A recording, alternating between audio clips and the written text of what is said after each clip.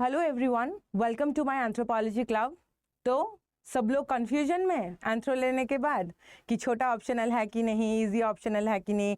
जिन लोगों ने किसी और ऑप्शनल से अपना ऑप्शनल चेंज करके एंथ्रोपोलॉजी लिया है, या जिनकी स्कोर दूसरे ऑप्शनल्स में कम आ रहे हैं और एंथ्रोपोलॉजी लेने से उनको लग रहा है कि स्कोर ज़्यादा आ जाएगा because this is the easy और नॉट, तो ये सब क्वेश्चन के आंसर्स आज मैं इस वीडियो पे देने वाली हूँ।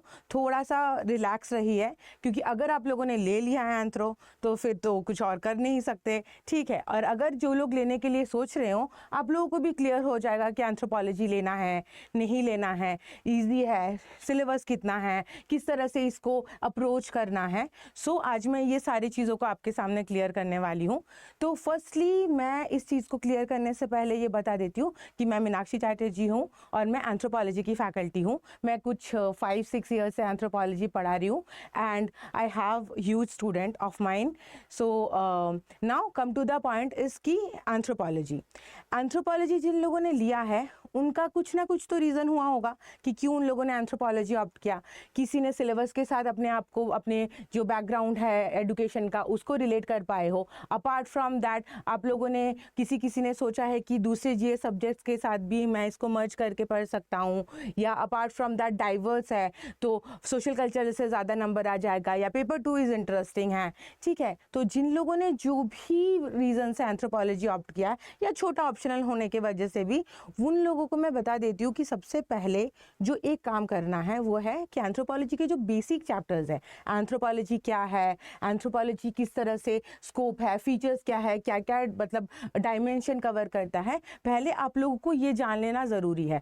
जनरली स्टूडेंट क्या करते हैं कि एंथ्रोपोलॉजी पढ़ते टाइम या जब दे आर स्टार्टेड, जब भी मैं अपने स्टूडेंट से कुछ साल से बात करती हूँ या उनके साथ मैं डील कर रही हूँ, मैं एक चीज़ ऑलवेज नोटिस करती हूँ कि वो लोग आके मुझे बोलते हैं कि मैम एंथ्रोपोलॉजी ले लिया है बट फिजिकल स्ट्रॉन्ग था, बायो बैकग्राउंड है, तो 1.4 से शुरू किया है यूनिट, ओके। एंड कोई आके बोलता है कि मैम सोशल कल्चरल से शुरू किया है या पेपर 2 से शुरू किया है।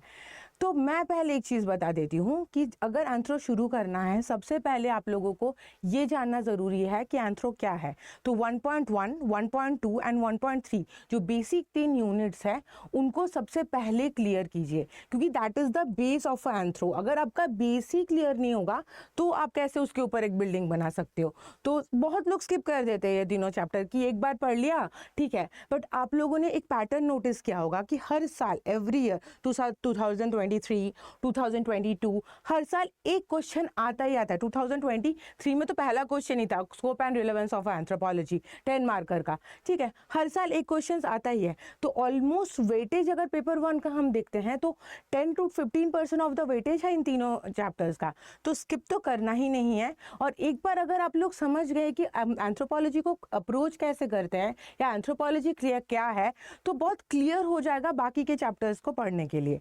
और एक चीज़ और मैं एक आगे बोलने वाली हूँ कि किस तरह से आप एंथ्रोपोलॉजी को मतलब जैसे जीएस के साथ मर्ज कर, मतलब कैसे कनेक्ट कर सकते हो, ठीक है। ये so first I am going to tell you कि व्हाट इज़ एंथ्रोपोलॉजी। फर्स्ट इस लेक्चर में मैं आप लोगों को ये बोलने वाली हूँ कि what is the anthropology, scope of anthropology, and then anthropology सचमुच एक इजी ऑप्शनल है कि नहीं। पहले ही हम लोग ये ऑप्शनल इजी है कि नहीं, कितना टफ है, क्या करना है, किस डायमेंशन में जाना है, क्या किस तरफ मूव करना है, उससे पहले थोड़ा सा एंथ्रोपोलॉजी के बारे में जान लेते हैं। एंड देन एक चीज़ की यूनिट जो 1.1 है, जिसमें meaning, scope, features, development of anthropology है, वो मैं एक कंप्लीट वीडियो में भी मैं डिस्कस करूंगी। 1 या 2 दिन में वो वीडियो भी आप लोगों के पास आ जाएगा, ठीक है। So apart from that, what is anthropology. So anthropology का जो वर्ड है, ठीक है, फर्स्ट ये देखते हैं कि एंथ्रोपोलॉजी के वर्ड को हम किस तरह से डिवाइड करते हैं। Anthropology is anthropos and logos. Anthropos, what is anthropos? Anthropos is a human and logos means science or study of a human being. अब किस तरह से हम एक ह्यूमन बीइंग की स्टडी करते हैं, साइंस वाले वर्ड में भी मैं थोड़ी देर बाद आती हूँ, ठीक है। तो किस तरह से हम एंथ्रोपोलॉजी को स्टडी करते हैं, एंटायर टाइम, मतलब ह्यूमन बीइंग को किस तरह से स्टडी करते हैं हम लोग एंथ्रोपोलॉजी के थ्रू, या क्या है ह्यूमन स्टडीज़, ओके। सो हम लोग जब एंथ्रोपोलॉजीज एज अ बीइंग एंथ्रोपोलॉजिस्ट हम लोग स्टडी करते हैं ह्यूमन बीइंग को, तो हम लोग उनके पास से लेके अभी तक का जो जर्नी है वो पूरी जर्नी को हम स्टडी करते हैं। फॉर एग्जाम्पल कि मान लीजिए कि आप एक ह्यूमन बीइंग हो, आप जिस तरह से आप पैदा हुए हो, आप पहले छोटे थे, पहले मम्मी के वूम पे थे, उसके बाद आप छोटे थे, फिर आप धीरे धीरे बड़े हुए, ठीक है, आपके सारे बॉडी पार्ट्स इवॉल्व हुए, आपके ब्रेन्स इवॉल्व हुए, ठीक है, तो ये उसके साथ आप मतलब स्कूल जाना शुरू किए, फिर कॉलेज जाना शुरू किए। आज जो भी जहाँ पे भी जिस सिचुएशन में भी आप लोग हो, उसके पीछे आपका पास्ट का एक बहुत बड़ा रोल है। तो एंथ्रोपोलॉजी ह्यूमन के पास्ट के साथ प्रेजेंट को भी मतलब स्टडी करता है एंड उनके जर्नी को भी स्टडी करता है। अगर मैं थोड़ी टेक्निकली बात करूँ तो एंथ्रोपोलॉजी ह्यूमन बीइंग के जब हम लोग प्री हिस्ट्री के टाइम पे थे, जब हम लोग को प्रॉपर हम बाइपेडल में नहीं थे, थोड़ा सा हम लोग होमोसेपियंस में नहीं कन्वर्ट हुए थे, उससे पहले जब हम एकदम मतलब आदि मानव थे, ओके, तब से लेके अब तक की जर्नी सिर्फ फिजिकली नहीं, जैसे उस टाइम पे पहले आग जलाना सीखे, फिर उसके बाद खाना बनाना सीखे, तो जब हम लोग एक एक करके हमारी जो फिजिकल फीचर्स डेवलप हो रही है उसके साथ हमारी जो कल्चरल फीचर्स भी डेवलप हो रही है। जैसे आग जलाना सीखे तो खाना बनाना सीखे, उसके साथ हम लोग स्ट्रेट होना सीखे, हम खड़े होना सीखे, तो हम लोग फिजिकली भी इवॉल्व हो रहे हैं। मतलब पहले से होमोसेपियंस में कन्वर्ट हो रहे हैं, बाइपेडल हो रहे हैं, इरेक्ट पॉस्चर हो रहा है, उसके साथ कल्चरली भी इवॉल्व हो रहे हैं। तो हम लोग साइमल्टेनियसली हमारी ये वोकल कॉर्ड जो हम लोग बात करते हैं, ये वोकल कॉर्ड भी हमारा डेवलप हुआ, तो हमारा जब गले का स्ट्रक्चर बना या वोकल कॉर्ड डेवलप हुआ तो हम लोग बात करना भी सीखे। तो ये 100 पैरामीटर्स है हमारी बायोलॉजिकली इवॉल्व होना एंड कल्चरली इवॉल्व होना, वो साइमल्टेनियसली हम लोग एंथ्रोपोलॉजी में स्टडी करते हैं किस तरह से ह्यूमन इवॉल्व हुए पास्ट से लेके प्रेजेंट तक। एंड सिर्फ पास्ट से प्रेजेंट तक की चीज़ों को हम छोड़ नहीं देते, उनकी जर्नी को भी हम स्टडी करते हैं। तो दैट्स वाई ह्यूमन को बोला जाता है, मतलब एंथ्रोपोलॉजी इज अ ह्यूमन और मतलब study of a human being, human को स्टडी करना, उनकी एंटायर एवोल्यूशन प्रोसेस को। ओके, साइंस क्यों है ये मैं थोड़ी देर में आती हूँ नेक्स्ट स्लाइड्स में, ठीक है। एंड नाउ एरिस्टोटल, अब एरिस्टोटल ने जैसे हम सब जानते हैं या जो लोग भी एंथ्रोपोलॉजी ले उनको पता ही होगा कि anthropology is a new discipline, या ये सब्जेक्ट ही जस्ट 1.5-2 साल में ही डेवलप हुआ है, ठीक है, it's not a old one, it's a new one. But anthropology का जो कॉन्सेप्ट था या एंथ्रोपोलॉजी में जो पढ़ाया जाता था वो हम लोग बहुत पहले से ही पढ़ते हुए आ रहे हैं, ठीक है। तो इस वजह से मतलब जैसे एरिस्टोटल के टाइम पे या प्लेटो के टाइम से लेके अभी तक का, बट उस टाइम पे ये टर्म एंथ्रोपोलॉजी नहीं था, बट उस टाइम पे स्टडीज ह्यूमन बीइंग के ऊपर या कल्चर के ऊपर तब से शुरू हुई थी। तो एरिस्टोटल ने क्या कहा था, the gossip that revolves around man. इसकी मतलब मैं बता देती हूँ कि उन्होंने ऐसा क्यों कहा था और इस चीज़ को हम लोग एंथ्रोपोलॉजी के डेफिनेशन के कोटेशन में क्यों रखते हैं। जो ह्यूमन बीइंग के जो कहानियाँ हैं, इनिशियल स्टेज पे रिसर्च या इतना ज़्यादा साइंस डेवलप नहीं था, तो हमें पता नहीं था कि हम किस तरह से इवॉल्व हुए हैं, ठीक है, या इतना ज़्यादा आर्टिफैक्ट्स हम लोगों को नहीं मिला था। सो उस टाइम पे जो इंसान मुंह से बातों से कहानियाँ मतलब जानते थे या आगे से लेके उस टाइम तक का, वो एंथ्रोपोलॉजी में स्टडी किया जाता था। जैसे जब एंथ्रोपोलॉजी जैसे फिजिकल एंथ्रोपोलॉजी या जब हम लोग फील्ड वर्क शुरू किए, उससे पहले या फिजिकल एंथ्रोपोलॉजी का जब लैब वर्क शुरू हुआ, उससे पहले जनरली एंथ्रोपोलॉजिस्ट क्या करते थे कि जो सेकंड मतलब आर्मचेयर रिसर्चर होते थे, उस टाइम पे मोस्टली आर्मचेयर रिसर्चर थे 18th सेंचुरी तक, वो लोग किसी और ट्रैवलर्स, किसी और मिशनरीज, किसी और बिजनेसमैन के जो जर्नल्स या बुक्स होते थे, उनसे वो लोग जो डेटा लेते थे, उनसे वो लोग आगे जाके समझ पाते थे कि अच्छा ह्यूमन बींग्स ऐसे थे, यहाँ का कल्चर ऐसा था, ठीक है। तो इसीलिए इसको गॉसिप रिवॉल्व अराउंड मैन, जो बातों से हम लोग मतलब इवॉल्व हुए, ठीक है, वो कहीं रिटन रिकॉर्ड नहीं था, ठीक है, इसीलिए एरिस्टोटल ने ये बोला है। ओके, सेकंड इज कैंट ने एंथ्रोपोलॉजी को बोला है प्रैग्मेटिव पॉइंट ऑफ व्यू। प्रैग्मेटिव का मतलब होता है कि किस तरह से हम आज के करंट ज़माने में खड़े हैं या किस तरह से आज हम लोग डेवलप हुए या क्या सिचुएशन है, ठीक है, उन्होंने भी सेम बात कही है। सो इसके अलावा बहुत सारे लोगों ने और एक दो मतलब आप लोगों को एक चीज़ बता देती हूँ कि 1, 2 या 3 डेफिनेशन एंथ्रोपोलॉजी का प्रॉपर याद कर लीजिएगा, क्योंकि जब कोई पेपर 1 का कोई क्वेश्चन आता है या डेवलपमेंट ऑफ या स्कोप ऑफ एंथ्रोपोलॉजी आती है या अदर ब्रांचेस के बारे में एक्सप्लेन करने के लिए बोला जाता है, तो तब आप लोग एक डेफिनेशन से और पर्टिकुलरली एक एंथ्रोपोलॉजिस्ट के कोटेशन के साथ डेफिनेशन से शुरू कीजिएगा। इंप्रेशन भी अच्छा होगा, नंबर भी 1-1.5 नंबर ज़्यादा मिलेगा। तो ऑलवेज 1, 2 या 3 एंथ्रोपोलॉजिस्ट के डेफिनेशन याद करके ही एग्जामिनेशन में जाएंगे।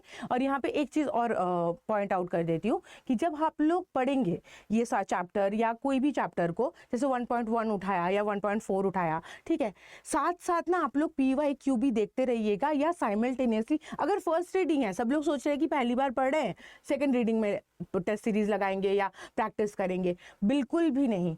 अभी से ही लिखना शुरू कीजिए, अभी इमीडिएटली। जो लोग 2026 में अटेम्प्ट देंगे वो लोग तो लिखेंगे ही अभी से। जो लोग 2025 इस साल अटेम्प्ट देंगे उनको भी मैं बता देती हूँ कि अभी तो सामने ही प्रीलिम्स है, बट स्टिल अगर मान लीजिए कि आप लोग पढ़ते हैं मतलब इस चीज़ को अभी, तो अभी फ़िलहाल मत प्रैक्टिस कीजिए। जब आप लोग प्रीलिम्स के बाद प्रैक्टिस करना पढ़ना शुरू करेंगे प्रॉपर एंथ्रो को, क्योंकि आई नो कि जो लोग प्रीलिम्स दे रहे हैं वो लोग प्रॉपरली प्रीलिम्स में फोकस कर चुके हैं, तब वो लोग साथ साथ ही 2-3 क्वेश्चन एवरी सिंगल डे लिखेंगे।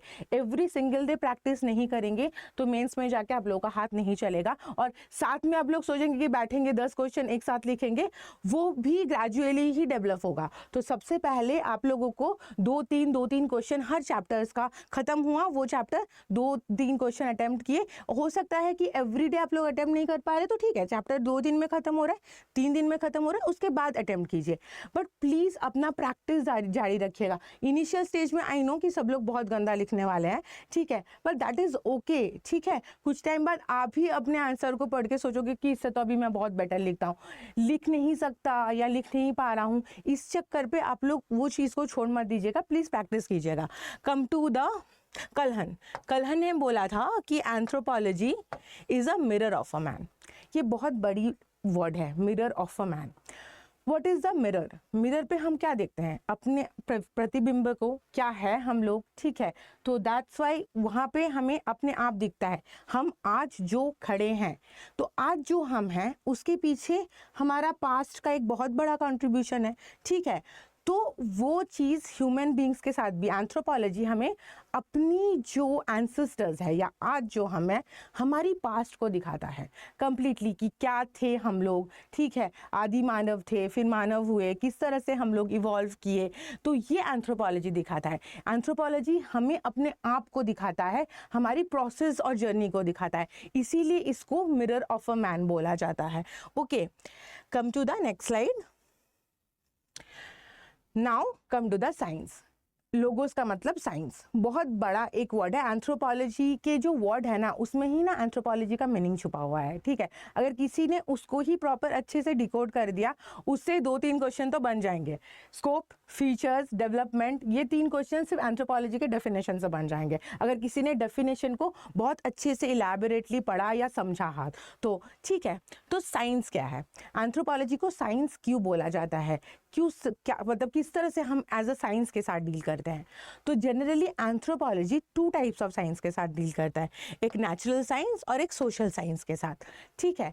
तो दोनों मतलब एक चीज़ और है कि प्रीवियस ईयर के क्वेश्चन में तो आता ही है कि is anthropology is a science, और बट एक क्वेश्चन में भी प्रोबेबली आगे जाके आए कि ओनली कि एंथ्रोपोलॉजी अ साइंस है या एंथ्रोपोलॉजी का खुद का कोई यूनिक फीचर्स नहीं है, क्या वो सारे ही जैसे ब्रांचेस हैं उनसे लेके एक सब्जेक्ट डेवलप हुआ है? तो उसको मैं आगे के लेक्चर्स में कवर करूंगी कि क्या एंथ्रोपोलॉजी में एक यूनिक फीचर्स है, क्या एंथ्रोपोलॉजी खुद में एक यूनिक सब्जेक्ट है। उससे पहले मैं इस पॉइंट पे आती हूँ कि natural science and social science.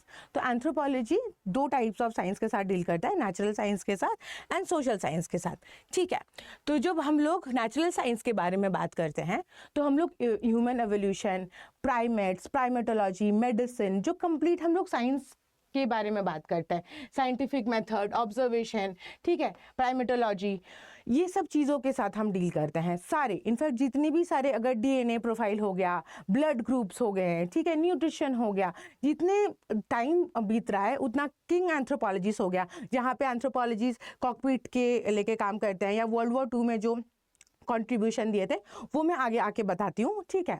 So natural science के साथ एक बहुत बड़ा एंथ्रोपोलॉजी का, जो हम फिजिकल एंथ्रोपोलॉजी में पढ़ते हैं बेसिकली, ठीक है, वो कंप्लीटली नेचुरल साइंस के अंदर आता है, ठीक है। Second is social science, social science क्या है? सोशल साइंस में हम लोग ह्यूमन कल्चर के बारे में बात करते हैं, जो हमारा सोशल कल्चरल एंथ्रोपोलॉजी में या पेपर 2 में आता है। 2.1 से शुरू होता है और नेक्स्ट पेपर 2 तक जाता है।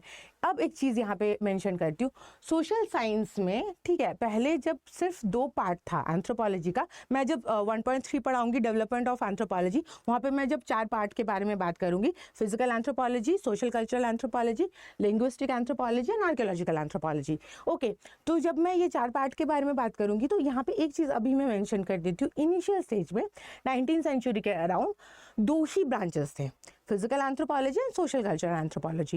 एंड जो आर्कियोलॉजिकल एंथ्रोपोलॉजी था या जो लिंग्विस्टिक एंथ्रोपोलॉजी थी, वो सोशल कल्चरल एंथ्रोपोलॉजी के अंडर ही था, वो उनके सब ब्रांचेस थे। बाद में archaeological anthropology and linguistic anthropology में, लिंग्विस्टिक मतलब जब हम लोग बात करते हैं, ठीक है, वो ये ब्रांचेस अपने आप में इतना ज़्यादा डेवलप हुआ कि मतलब उनको इज अ अलग सेग्रीगेट ब्रांच एंथ्रोपोलॉजिस्ट में बनाना ही पड़ा, एज अ मतलब मेन ब्रांच की तरह, ठीक है। तो आर्कियोलॉजी में ह्यूज रिसर्च होता है आज, वहाँ पे जब आप लोग आर्कियोलॉजिकल एंथ्रोपोलॉजी पढ़ेंगे, पेपर 2 में एंड पेपर 1 में एक चैप्टर है, तो काफ़ी सारे केस स्टडीज रिसेंट टाइम से, लास्ट 50 ईयर से आप लोग उसको उठाइएगा। तो come to the point is कि वो बाद में आया। तो इस तरह से जब हम लोग natural science and social science की बात करते हैं, तो सोशल साइंस के अंदर ही आर्कियोलॉजिकल एंड लिंग्विस्टिक एंथ्रोपोलॉजी आ जाता है, ठीक है। उसके अलावा कल्चरल ऑब्जर्वेशन है, लिंग्विस्टिक है, रिलीजियन, मैरिज, ये सब हम लोग सोशल कल्चर मतलब सोशल साइंस के अंदर पढ़ते हैं या सोशल कल्चर एंथ्रोपोलॉजी के अंदर पढ़ते हैं। तो हम लोग हर एक डायमेंशन के साथ डील करते हैं, हर एक, हिस्ट्री, साइकोलॉजी, मेडिसिन, एवरी। तो that's why it's a complete science या ह्यूमंस के साइंस बोला जाता है। एक एस्पेक्ट्स में नहीं, एवरी एस्पेक्ट्स में, सिर्फ फिजिकली नहीं, कल्चरली भी, लिंग्विस्टिक भी, आर्कियोलॉजिकली भी। तो that's why it's a anthropology is a science, okay, and it's a मतलब कॉम्बिनेशन ऑफ बोथ। अच्छा, कभी कभी एक क्वेश्चन और आता है कि is anthropology is a natural science और a social science? Both, okay. जब आप लोग शुरू करेंगे उसका, तो हो सकता है एंथ्रोपोलॉजी का एक प्रॉपर बैलेंस डेफिनेशन से शुरू करें या कोई जनरल डेफिनेशन से शुरू करें, एंड कंक्लूड करते टाइम आप लोग किसी एंथ्रोपोलॉजिस्ट के कोट के साथ कंक्लूड करें। इधर ये कर सकते हो, इधर एक एंथ्रोपोलॉजी, बट जनरली आप लोग बैलेंस स्टेटमेंट के साथ ही कंक्लूड करना कोई एंथ्रोपोलॉजिस्ट के नाम। यहाँ पे जैसे मैंने फ्रेंच बॉयज का बारे में बोला है कि उन्होंने कहा है कि it's a both, importance of a both physical and cultural, ठीक है। स्टुअर्ट ने भी सेम चीज बोला है, फ्रेंच एंथ्रोपोलॉजिस्ट है ये, इन्होंने बोला है ब्रिज, एक बहुत बड़ा वर्ड है ब्रिज, ठीक है। ब्रिज मतलब है कनेक्शन, बिल्ड करना। तो फिजिकल एंड जो कल्चरल एंथ्रोपोलॉजी है, इन दोनों के बीच में एंथ्रोपोलॉजिस्ट इज द फर्स्ट जो इन लोगों ने कनेक्शन बिल्ड किया था कि हम लोग जब फिजिकली इवॉल्व हो रहे हैं, या हम लोग जब मान लीजिए कि हमारा वोकल कॉर्ड, ये स्ट्रक्चर इवॉल्व हो रहा है, तो हम लोग बात करना भी शुरू कर रहे हैं, बात के थ्रू हम लोग कम्युनिकेशन कर रहे हैं, वो एक कल्चर का पार्ट है, ठीक है। और जो हमारा वोकल कॉर्ड या हमारा जो ये वाला पोर्शन डेवलप हो रहा है, वो एक फिजिकल एंथ्रोपोलॉजी का पार्ट है। तो इस तरह से एंथ्रोपोलॉजिस्ट ने ही सबसे पहले इन दोनों चीज़ को कनेक्ट किया था। मैंने सिर्फ आज एक ये एग्जांपल दिया, there are an number of example, आगे आगे जब चैप्टर्स पढ़ाऊंगी मैं देते रहूंगी कि किस तरह से आप दोनों चीज़ को कंबाइन करके पढ़ सकते हो। यहाँ पे एक छोटी सी चीज़ मैं और मेंशन कर देती हूँ कि जब आप लोग सारे चैप्टर्स पढ़ोगे, तो एंथ्रोपोलॉजी के चैप्टर्स के बीच में भी इंटरकनेक्शन है, ठीक है। जब आप लोग कंप्लीट एक बार सिलेबस पढ़ने के बाद, शायद सिलेबस देखने के बाद, या जिन लोगों ने देख लिया है उनको शायद समझ में ना आए, बट जब आप लोग कंप्लीट एक बार सिलेबस पढ़ लेंगे ना, तो देखेंगे कि ऑटोमेटिकली आप लोग, जैसे यूनिट 6 में पूरे थ्योरीज है, थ्योरीज के साथ आप लोग जैसे मैरिज, रिलीजन, सबको कनेक्ट कर सकते हो, सारे एंथ्रोपोलॉजिस्ट को यहाँ पे यूज़ कर सकते हैं, ठीक है। तो पेपर 2 के साथ पेपर 1 को कभी कभी मर्ज कर सकते हैं, उनके एग्जाम्पल्स यूज़ कर सकते हैं। तो आगे आगे जब मैं चैप्टर्स पढ़ाऊंगी, आपको एक्सप्लेन भी कर दूंगी कि किस तरह से कौन से यूनिट्स के साथ आप कौन सी यूनिट्स को कंबाइन कर सकते हो, ओके। अच्छा, मैं एक इंडिविजुअल वीडियो भी बना दूंगी जिसमें मैं सारे जो सिलेबस है एंथ्रोपोलॉजी का और जीएस का जो सिलेबस है, वो किस तरह से कंबाइंड होता सकता है, किस तरह से हम कनेक्ट करके पढ़ सकते हैं, और कितना हमें एंथ्रोपोलॉजी से जीएस में फ़ायदा हो सकता है, या जीएस में कुछ पढ़े तो उसके केस स्टडीज़ और एग्जाम्पल को हम एंथ्रोपोलॉजी में यूज़ कर सकते हैं, ठीक है। कम टू द स्टुअर्ट, ये फ्रेंच बॉयज है, ठीक है, ये स्टुअर्ट्स हैं, सॉरी ये जूलियन स्टुअर्ट्स हैं और ये लेवी स्टुअर्ट्स हैं, दिस वन इज लेविट स्टुअर्ट्स, ठीक है। तो एक बार जब आप लोग पढ़ेंगे ना, जब भी कोई भी एंथ्रोपोलॉजिस्ट के बारे में या पेपर 6 मतलब यूनिट 6 पढ़ेंगे, तो एक बार एंथ्रोपोलॉजिस्ट के जैसे मार्गरेट मीड हो गया, सबकी ना एक बार आप फोटोज देख लीजिएगा, तो जब भी आप पढ़ेंगे ना उनके पिक्चर्स भी माइंड में आएगा, ठीक है। क्योंकि थोड़ा सा ये वाला जब पार्ट है सोशल कल्चर, वो थोड़ा थियोरेटिकल है, though there are a very interesting case studies and examples were there, but still okay. तो थोड़ा सा फोटोज वगैरह भी सर्च कीजिएगा, ठीक है, किसने कैसे केस स्टडी किया था, कौन फील्ड वर्क में क्या किया था, तो आप लोगों को धीरे धीरे ना इस सब्जेक्ट में बहुत मजा आएगा और इंटरेस्ट भी बिल्ड हो जाएगा, ठीक है। Next is scope of anthropology. Anthropology being a subject, इसका स्कोप क्या है, कितना ज़्यादा डायमेंशन है, ठीक है। सो यहाँ पे एक चीज़ स्कोप बोलते हुए मैं यहीं पे एक चीज़ कवर कर देती हूँ कि 2023 में 2023 में पहला जो क्वेश्चन था scope and relevance of anthropology, तो 10 मार्कर का क्वेश्चन था। तो स्कोप में क्या क्या स्कोप है और रिलेवेंस में क्या इंपॉर्टेंस है एंथ्रोपोलॉजी का, हम ये देखते हैं। जब आप स्कोप पढ़ेंगे और जब मैं नेक्स्ट स्लाइड में नेक्स्ट वीडियो में जब मैं फीचर्स एक्सप्लेन करूंगी, तब आप लोग देख लेना कि स्कोप और फीचर्स के बहुत सारे की पॉइंट्स सिमिलर है। यहाँ पे थोड़ा सा स्मार्ट वर्क करना कि जो की पॉइंट्स या जो चीज़ें थोड़ी सिमिलर हो उसको दोबारा रिपीट कर मतलब रटने की ज़रूरत नहीं है, याद करने की ज़रूरत नहीं है, उनको वहाँ से जैसे स्कोप के पॉइंट्स है, फीचर्स लिख रहे हैं, आपको लग रहा है यार 2 3 4 पॉइंट से लिख पाए, तो सोचिए कि स्कोप क्या है एंथ्रोपोलॉजी का, क्योंकि स्कोप जो है वही एंथ्रोपोलॉजी के लॉट्स ऑफ फीचर्स है, ठीक है। तो वहां से हम की पॉइंट्स एंड एग्जांपल्स उठा सकते हैं। तो इस तरह से आप लोग अगर थोड़ा सा स्मार्टली पढ़ेंगे ना, तो ऑटोमेटिकली आंसर्स मतलब अगर कंटेंट नहीं भी हुआ तो आप लोग अच्छे से लिख के आ पाएंगे, और वो चीज़ इनिशियल स्टेज से ही करना पड़ेगा। So come to the scope of anthropology. Scope में कनेक्शन अक्रॉस साइंस, ये मैं ऑलरेडी कवर कर दिया है कि कनेक्शन अक्रॉस साइंस किस तरह से हम सारे साइंस को मिलाते हैं, ठीक है। ऑलरेडी मैंने इतना बोल दिया, मैं इस पर नहीं आती हूँ, आगे आती हूँ। Wild exploration of a human history का वाइल्ड एक्सप्लोरेशन, हम लोग pre proto and history complete study करते हैं। जब आप लोग आर्कियोलॉजिकल एंथ्रोपोलॉजी पढ़ेंगे, उसके साथ आप लोग डेफिनेटली जब आप लोग हिस्ट्री पढ़ेंगे GS1 या प्रीलिम्स के लिए, तो बहुत ज़्यादा आप लोगों को बेनिफिट होगा, ठीक है। मैं जब एक्सप्लेन करूंगी आर्कियोलॉजी तब बता दूंगी कि किस तरह से आप हिस्ट्री को भी वहाँ पे इनकॉर्पोरेट कर सकते हो या GS में किस तरह से काम में आएगा, ठीक है। जब इंडस वैली सिविलाइजेशन पढ़ोगे, स्पेशली प्रोटो हिस्ट्री वाला पार्ट बहुत इलेबोरेटली है एंथ्रोपोलॉजी में, ठीक है, टूल्स एंड टेक्निक्स। सो उस वाले पार्ट को इस तरह से मतलब सिर्फ हम लोग एक पार्ट जैसे प्री हिस्ट्री या प्रोटो करके एंथ्रोपोलॉजिस्ट ने छोड़ नहीं दिया है, उन्होंने एंटायर ह्यूमन हिस्ट्री को स्टडी किया, इसीलिए यहाँ पे एक्सप्लोरेशन बोला गया है, okay. Next is applied anthropology.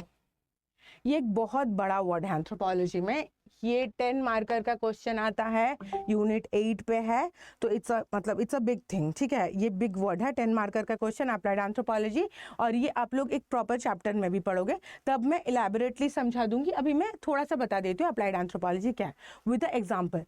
जब वर्ल्ड वॉर 2 के टाइम पे, और आप सबको जिन लोगों ने थोड़ा बहुत एंथ्रो पढ़ा होगा उनको पता है कि जब ये सब्जेक्ट डेवलप हुआ या जब इस सब्जेक्ट को फंडिंग मिलनी शुरू हुई, ठीक है, वो वर्ल्ड वॉर 2 के टाइम से ही हुआ था, क्योंकि वर्ल्ड वॉर 2 में एंथ्रोपोलॉजिस्ट एक बहुत बड़ा कंट्रीब्यूशन किया था, ठीक है। तो हो सकेगा तो ऑल टुगेदर इसके लिए भी मैं एक छोटा सा वीडियो बना दूंगी कि वर्ल्ड वॉर 2 में या जो 20th सेंचुरी में एंथ्रोपोलॉजी का कंट्रीब्यूशन क्या है। जो ये क्वेश्चन आते हैं इमरजेंसी या डेवलपमेंट ऑफ एंथ्रोपोलॉजी वाले पार्ट में है, पेपर 1.1 यूनिट में ही है। तो अप्लाइड एंथ्रोपोलॉजी क्या है? अप्लाइड एंथ्रोपोलॉजी यह है जब गवर्नमेंट या कोई प्राइवेट सेक्टर कोई कंपनी एंथ्रोपोलॉजिस्ट को हायर करते हैं पॉलिसी मेकिंग के लिए, नॉट इम्प्लीमेंटेशन, पॉलिसी मेकिंग के लिए, ठीक है।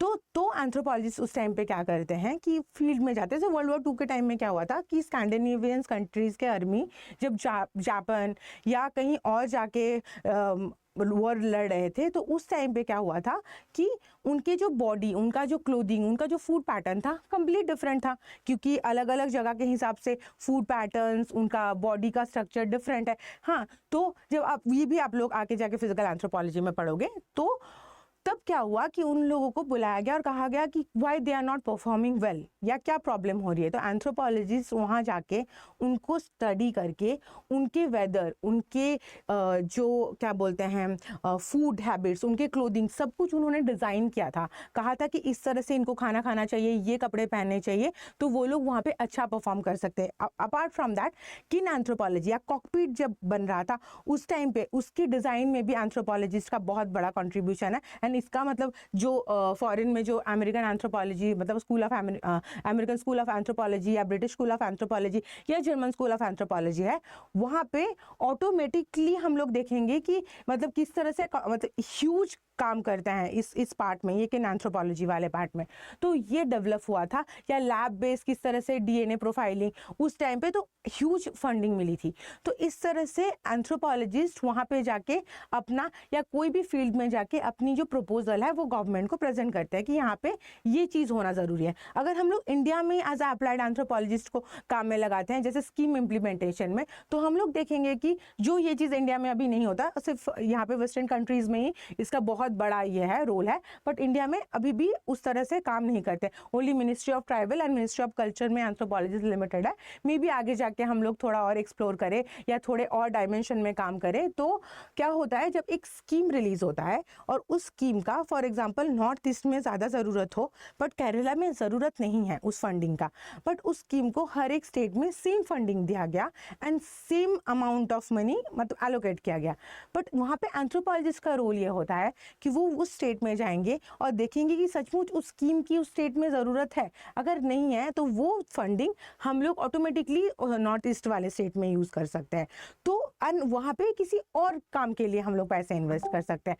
तो एरिया के हिसाब से नीड्स अलग है, वो एंथ्रोपोलॉजिस्ट बताते हैं। बट यहाँ पे कि वो लोग पॉलिसी इम्प्लीमेंटेशन में काम कर, मतलब इम्प्लीमेंटेशन में नहीं काम करते, पॉलिसी मेकिंग में वो लोग पार्टिसिपेशन करते हैं अप्लाइड एंथ्रोपोलॉजिस्ट, क्योंकि इम्प्लीमेंटेशन में नहीं। क्योंकि यहाँ पे एक बहुत बड़ा डिफरेंस है जब आप लोग अप्लाइड एंथ्रोपोलॉजी और एक्शन एंथ्रोपोलॉजी के बारे में बात करेंगे, ठीक है।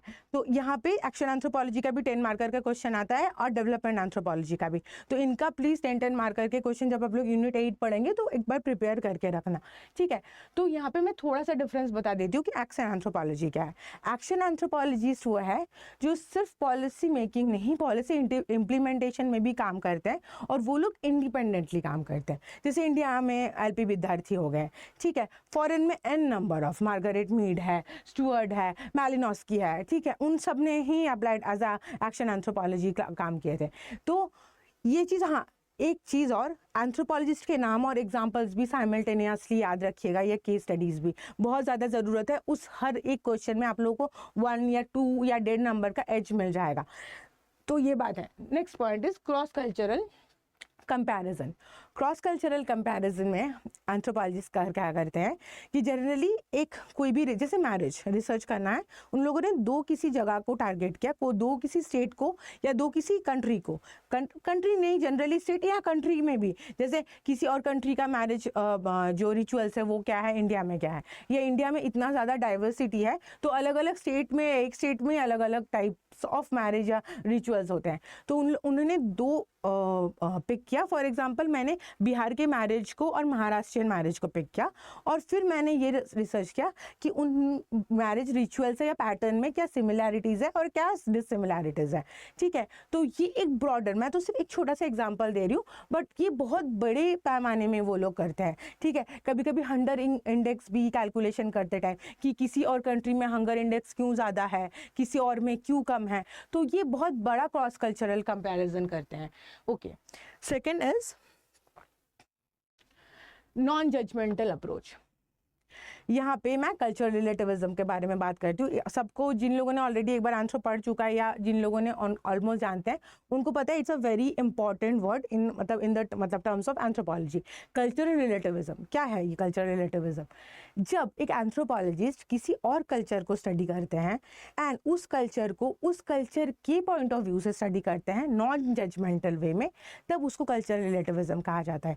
इनिशियली 18 एंड 19 सेंचुरी में क्या हुआ था, जब आर्म रिसर्च मतलब आर्म चेयर रिसर्चर से, ठीक है। मैं 8 यूनिट में बता दूंगी कि व्हाट इज आर्म रिसर्चर, मतलब सेकेंडरी या प्राइमरी रिसर्च मेथड्स क्या होते हैं। तो मैं बस यहाँ पे जस्ट टर्म बोल रही हूँ कि आर्म चेयर रिसर्चर्स जो होते थे, ठीक है, मतलब जो लाइब्रेरी में या बैठ के या किसी और के जर्नल से स्टडी करते हैं, उनको आर्म चेयर रिसर्चर बोला जाता है, ठीक है। उसका भी 10 मार्कर का क्वेश्चन आ सकते हैं मेंस में। ओके, सो वो लोग जब स्टडी करते हैं, उसके बाद जब फील्ड वर्क शुरू हुआ तो एक चीज़ नोटिस किया गया कि एंथ्रोपोलॉजिस्ट जब भी किसी और कल्चर को स्टडी करते हैं, वो लोग एक बायसनेस के साथ स्टडी करते हैं कि हमारा कल्चर सुपीरियर है, उनमें ये चीज़ है, बट उनका कल्चर इन्फीरियर है। बट ऐसा है नहीं, ऐसा था भी नहीं कभी भी, ठीक है। सो उस टाइम पे मतलब उसके बाद जब मैलिनोस्की आई या बहुत सारे और एंथ्रोपोलॉजिस्ट आए, उन्होंने ये कल्चरल रिलेटिविज्म के बारे में बात किया कि नहीं, अगर हम लोग किसी और कल्चर को, for example being a Bengali, अगर मैं किसी और स्टेट में जाके किसी और कल्चर को स्टडी करती हूँ, तो मैं एक चीज़ नोटिस करूँगी कि उनके कल्चर और मेरे कल्चर में बहुत डिफरेंस है, ठीक है। बट क्या मेरा कल्चर सुपीरियर है या उनका कल्चर इन्फीरियर है? नो, मुझे उनके हिसाब से उनके साथ रह के उनकी ही एक मेंबर बन के उस कल्चर को स्टडी करना पड़ेगा, तब जाके मैं अनबायस्ड या अनजजमेंटल वे में उनके कल्चर को स्टडी कर पाऊंगी। तो उसके बाद जो रिसर्च शुरू हुआ वो अनबायस्ड या अनजजमेंटल वे में, उसको ही कल्चर रिलेटिविज्म बोला जाता है, ठीक है। दो बाद में भी बहुत सारे एंथ्रोपोलॉजिस्ट ने कंपेयर किया है, ठीक है। हम रेस में भी जाके पढ़ेंगे कि no race is a superior और इन्फीरियर, ठीक है। तो वहाँ पे ये सब चीज़ें जब आना शुरू हुई, तब कल्चर रिलेटिविज्म बहुत बड़ा एक मतलब वर्ड, ये बहुत बड़ा रोल प्ले करता है हमारे एंथ्रोपोलॉजी में। सो यहाँ पे नॉन जजमेंटल अप्रोच, ये एक बहुत बड़ा स्कोप है एंथ्रोपोलॉजी में। Second is analysing diverse group over time. Diverse group over time means किस तरह से हम लोग एनालाइज करते हैं, ठीक है, आगे मतलब टाइम टू टाइम, जैसे मैंने पहले ही बोला कि पास्ट से लेके प्रेजेंट तक। Okay, so next point is a unique global perspective. Unique global perspective का मतलब है कि किस तरह से आप ग्लोबल पर्सपेक्टिव के साथ डील करते हो, किस तरह से एंथ्रोपोलॉजिस्ट ग्लोबल पर्सपेक्टिव के साथ डील करता है, ठीक है। जैसे मैंने पहले भी वर्ल्ड वॉर 2 वाले एग्जांपल्स बताए थे, यहाँ पे मैं छोटी सी एक एग्जांपल बताती हूँ, पॉवर्टी वाला, ठीक है। एंथ्रोपोलॉजिस्ट अगर कोई इकोनॉमिक्स अगर एक पॉवर्टी को अगर क्लटर करता है या उनको एनालाइज करता है, तो वो लोग ये पढ़ाएंगे कि मतलब एक जगह का पॉवर्टी क्यों है, वो उसके पीछे का रीज़न क्या है। मान लीजिए कोई भी एक स्टेट हो, महाराष्ट्र हो, एमपी हो, एमपी का कोई एक गांव में, ठीक है, कितना पॉवर्टी रेट है, क्यों है, उसके पीछे रीज़न है। बट जब एक एंथ्रोपोलॉजिस्ट उस पॉवर्टी रेट को एनालाइज करेंगे, तो सिर्फ उस गांव का नहीं, पूरे एमपी का and as well as the India के पॉवर्टी रेट के साथ उनको कंपेयर करेंगे एंड उसका रीज़न जानने की कोशिश करेंगे कि वो क्यों है वैसा, उसी स्टेट में ही इतना ज़्यादा या उसी विलेज में इतना ज़्यादा पॉवर्टी रेट क्यों है, ठीक है। सिर्फ एक डायमेंशन को रिसर्च करके, सिर्फ उनके गांव को रिसर्च करके छोड़ नहीं देंगे। मतलब एंथ्रोपोलॉजिस्ट विल एनालाइज कि पूरे स्टेट में क्या हो रहा है या पूरे इंडिया में क्या हो रहा है, तो इन अ ब्रॉडर वे में वो रिसर्च करके उसके बाद वो अपने कंक्लूजन्स पे आएंगे। तो इसीलिए वो लोग ग्लोबल पर्सपेक्टिव, और जो वर्ल्ड वॉर 2 वाला जो एग्जांपल दिया, अच्छा, जब आप लोग एग्जाम्पल्स और केस स्टडीज लिखोगे ना, बहुत स्पेसिफिक होना चाहिए और बहुत बड़ा ना हो, जस्ट 1 और 2 लाइन में, क्योंकि उतना ज़्यादा टाइम भी नहीं होगी आप लोगों के पास। और कोशिश करना हर एक आंसर्स में examples, case studies and anthropologist का नाम हो। Next is hand on research. Hand on research ये एक बहुत बड़ा पार्ट है एंथ्रोपोलॉजी का, क्योंकि anthropology dealing with the field work, और जो लोग फिजिकल एंथ्रोपोलॉजी के साथ काम करते हैं, they are also dealing with the मतलब lab work. Okay, so that's why mostly उनका मतलब इन हैंड प्रैक्टिकल काम ज़्यादा है, ठीक है, थ्योरेटिकल से ज़्यादा, तब जाके वो लोग किसी भी चीज़ के कंक्लूजन में आते हैं। तो यहाँ पे फील्ड वर्क जो हम लोग ऐसे भी यूनिट 8 में पढ़ने वाले हैं, एंड लैब एनालिसिस, जैसे फॉरेंसिक में लैब हो गया, डीएनए प्रोफाइलिंग हो गया, कल्चरल अगर किसी जगह का, किसी डांस फॉर्म का मैं अगर रिसर्च कर रही हूँ, या किसी जैसे मैं जब रिसर्च कर रही थी, तो उस टाइम पे मैं किसी डांस फॉर्म के ऊपर रिसर्च कर रही थी, तो उनके गाँव में जाके मैंने 15 दिन करके 3-4 बार रही, एंड देन जाके उनके डांस फॉर्म के बारे में जान पाई, क्यों वो डांस फॉर्म आगे कैरी नहीं कर रहे हैं न्यू जनरेशन, वो पता चला मुझे। तो इस वजह से फील्ड वर्क बहुत ज़्यादा इंपॉर्टेंट है, लैब वर्क, और वो एक बहुत बड़ा स्कोप है एंथ्रोपोलॉजी का। नाउ इट्स अच्छा, field hand on hand is also features, ठीक है, फीचर्स में भी ये पॉइंट आप डाल सकते हो, ठीक है। Next point is a holistic view. Holistic view के बारे में मैंने पहले बता दिया कि physical anthropology, cultural, archaeological, linguistic, whole entire human evolution के बारे में बात करते हैं, entire, not in a one perspective, वो भी डिफरेंट व्यूज पॉइंट, डिफरेंट जगह को कंपेयर करके, नॉट इवन एक पॉइंट ऑफ व्यू से नहीं, और नॉन जजमेंटल वे में, तो वो मैं पहले ही बता चुकी हूँ। Global involvement and reflections. Global involvement and reflections का मतलब ये है कि रियल वर्ल्ड की इश्यूज, प्रॉब्लम, जैसे किसी जगह में पॉवर्टी ज़्यादा है, या कहीं पे वॉर हो रही है, या इजराइल पैलेस्तीन वाला इशू है, वो रियल टाइम में क्यों हो रहा है, उसके बैकग्राउंड क्या है, उसकी सॉल्यूशंस क्या है, ठीक है, वो एंटायर उस एरिया में जाके वो रिसर्च करके फिर उस कंक्लूजन्स में आते हैं कि किस तरह से वो आप उस चीज़ को सॉल्व कर सकते हैं। देन तो इस तरह से एंथ्रोपोलॉजी ग्लोबल इश्यूज के साथ इन्वॉल्व होके ये आगे जाके काम कर सकते हैं। इनफैक्ट जेनेटिक्स में भी ग्लोबली दे आर मतलब वर्क ह्यूजली। जो जब हम लोग जेनेटिक वाला चैप्टर भी पढ़ेंगे उस टाइम में मैं कुछ केस स्टडीज भी दे दूंगी, तब आप लोगों को पता चल जाएगा, ठीक है। बट सबसे इम्पॉर्टेंट जो बात यह है कि ग्लोबली जब कनेक्ट हुए थे anthropologist, that is the time for world war 2, जिस तरह जब एंथ्रोपोलॉजी का एक बहुत बड़ा डेवलपमेंट हुआ। इनफैक्ट बहुत बार यूपीएससी ये क्वेश्चन भी पूछते हैं कि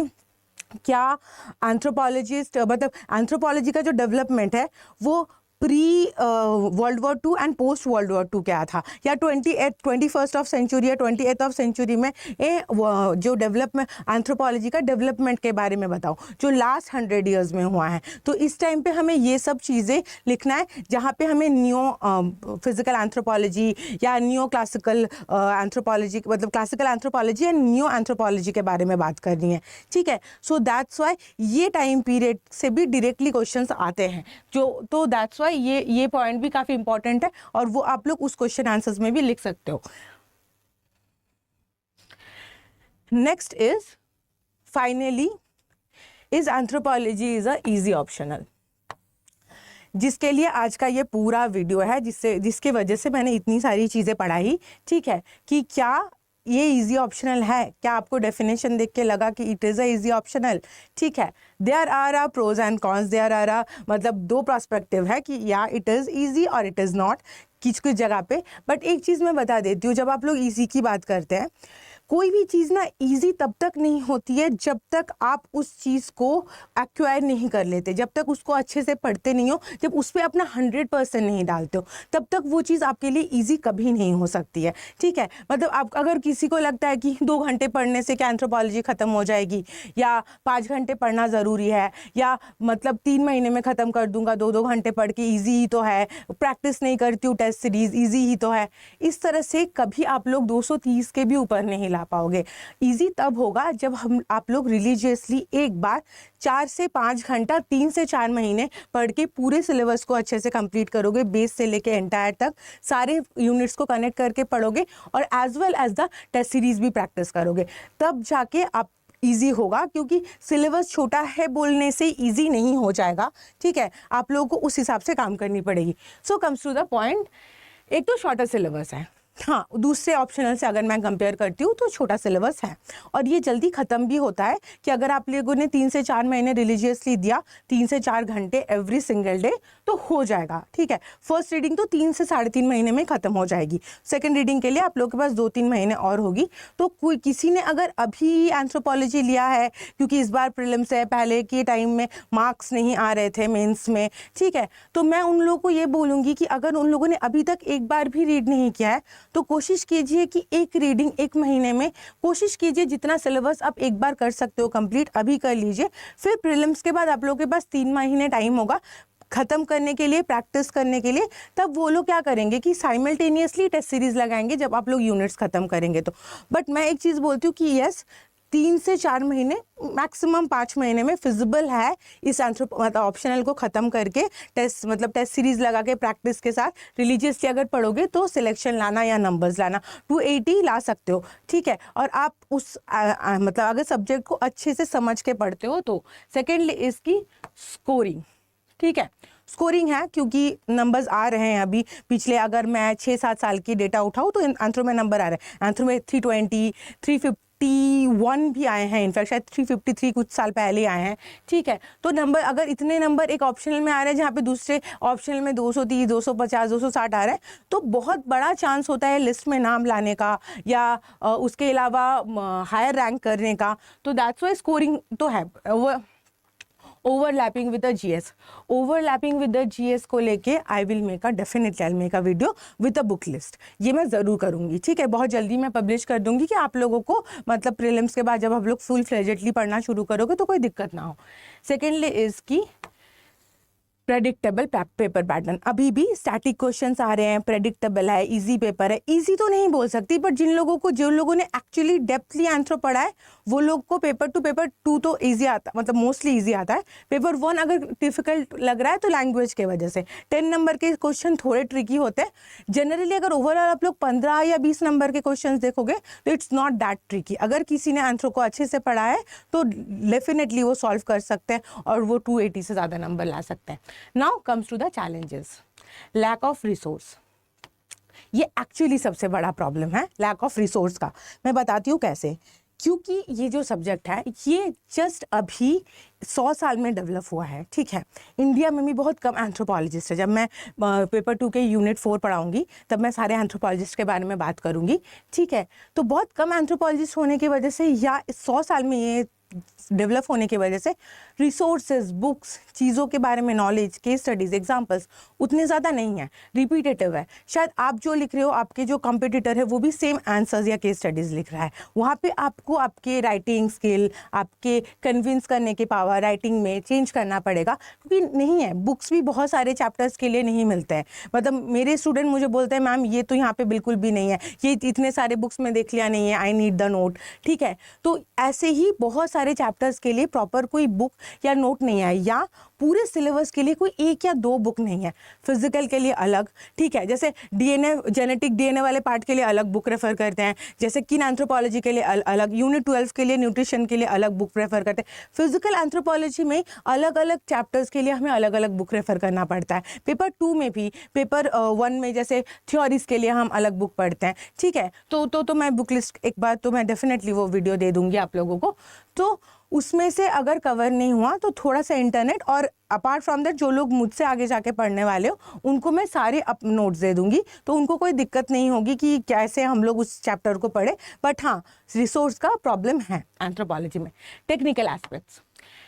टेक्निकल एस्पेक्ट्स ये है, जो लोग बायो बैकग्राउंड से नहीं है उनको मोस्टली ये प्रॉब्लम होती है कि जब, क्योंकि 30% of the paper 1, 30 to 40% of the paper 1 is physical, ठीक है। सो इतना बड़ा एक पार्ट है जहाँ से मतलब ऑलमोस्ट 50-60 नंबर्स आते हैं। अब बहुत बच्चे वो पार्ट को अच्छे से पढ़ नहीं पाते हैं, याद नहीं कर पाते हैं, कैसे लिखेंगे समझ नहीं पाते हैं, तो उनके लिए थोड़ा डिफिकल्ट होता है। सबको लगता है कि 10 में ही तो बायो छोड़ दिया था क्या। मैं एक बात बताती हूँ, जो टेक्निकल टर्म्स है ना वो हम लोग 10 तक पढ़ चुके हैं। आप लोगों को थोड़ा ध्यान से पढ़ोगे या समझोगे, या मतलब किसी कोचिंग इंस्टीट्यूट ज्वाइन करोगे, या आप लोग मुझे ज्वाइन करोगे, ठीक है, तो टेक्निकल टर्म्स को इतनी इजीली और इतना ज़्यादा भी टेक्निकल नहीं है, क्योंकि जितना एंथ्रो में रिक्वायर है उतना ही है, क्योंकि आप लोगों को तो पीएचडी करना नहीं है, क्लियर तो एग्जाम ही करना है ना।